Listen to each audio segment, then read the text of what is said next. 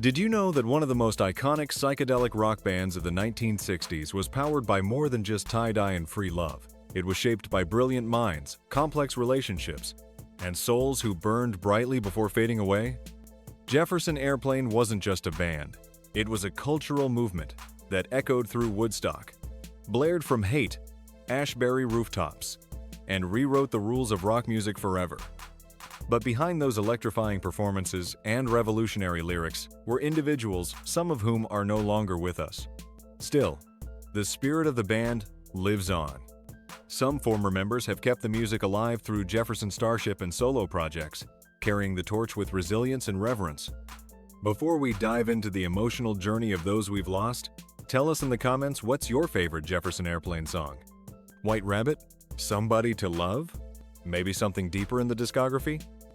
Don't forget to hit that subscribe button and join our channel for more powerful stories from rock history.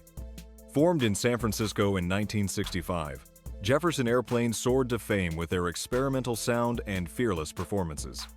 With hits like Volunteers, Today, and Embryonic Journey, they didn't just sing songs, they defined an era. Let's begin with Marty Balin, the passionate heart and co-founder of Jefferson Airplane. As a vocalist and rhythm guitarist, his tender yet commanding voice shaped tracks like Comin' Back to Me, Today, and It's No Secret. Balin wasn't just a performer, he was a dreamer who helped launch the band and glue its creative pieces together, often smoothing tensions with grace.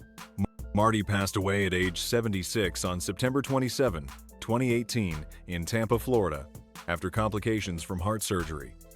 He left behind his wife, Susan Joy Balin, and a daughter. His ashes were scattered on Mount Tamalpais, as free-spirited as the music he helped create. Next is Paul Kner, the visionary guitarist and vocalist who also co-founded the band.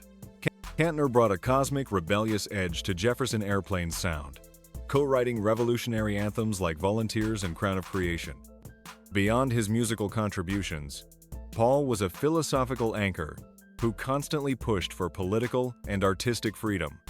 He passed away at 74 on January 28, 2016, in San Francisco due to multiple organ failure and septic shock after suffering a heart attack. He was buried at Holy Cross Cemetery in Colma, California. Paul had multiple children and relationships, including his daughter with Grace Slick, reflecting the wild, untamed rhythm of his life. Then there was Signe Toli Anderson, the original female vocalist before Grace Slick took center stage. With a deep, bluesy voice, she gave the early Airplane sound a raw authenticity, especially in songs like Chauffeur Blues. Though she left the band in 1966 shortly after the birth of her child, she was a foundational voice in their formative days. She passed away at the age of 74 on January 28, 2016, the same day as Paul Kner. Signe died from complications of COPD in Beaverton, Oregon. She was cremated, and her ashes were scattered. She left behind 3 children and was married at the time of her passing. Spencer Dryden, who took over as drummer in 1966, helped define the band's rhythm through their most iconic era. He played on Surrealistic Pillow and brought a jazzy, loose yet controlled energy to their live performances.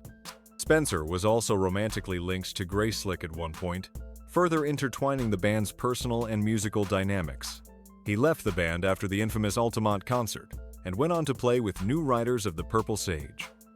He died at age 66 on January 11, 2005, from colon cancer in Petaluma, California.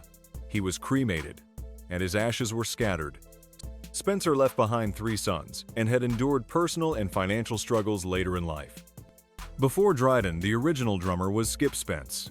Though his time with Jefferson Airplane was short, he played on their debut album Jefferson Airplane Takes Off. Spence's life became a haunting tale of genius and tragedy. He later joined Moby Grape but struggled heavily with mental illness. He died at age 52 on April 16, 1999, in Santa Cruz, California, from lung cancer. He was cremated, and his remains are buried at Soquel Cemetery. Though he never married, Skip left behind children and a legacy of raw, underappreciated brilliance. Joey Coington, another powerhouse behind the drums, contributed during the later transitional period when Jefferson Airplane was evolving into Jefferson Starship. He co-wrote and performed the high-energy track, Pretty As You Feel. Coington was known for his humor, bold personality, and rhythmic intensity. Sadly, he died in a car crash on June 4, 2013, in Palm Springs, California, at age 67. He was believed to be driving alone when he veered off the road. He was cremated, and his ashes were kept privately by family. He left behind a wife, Lauren, and children who remember him as both a creative spirit and a family man. And then there was Papa John Creech, the band's legendary electric violinist who added soulful, haunting melodies to the group and later to Jefferson Starship. He wasn't just a sideman, he was a bridge between generations, having played jazz long before stepping into the rock world. His work on Long John Silver and Starship's Red Octopus remains unforgettable. Papa John died of heart failure at age 76 on February 22, 1994, in Los Angeles.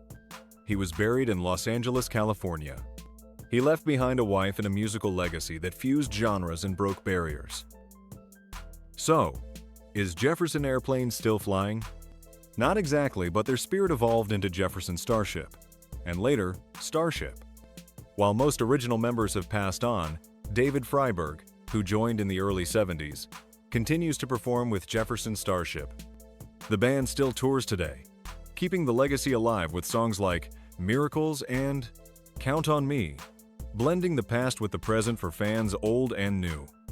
Drop a comment and let us know who your favorite Jefferson Airplane member is and which of their songs still gives you chills. Because the music, it never really dies.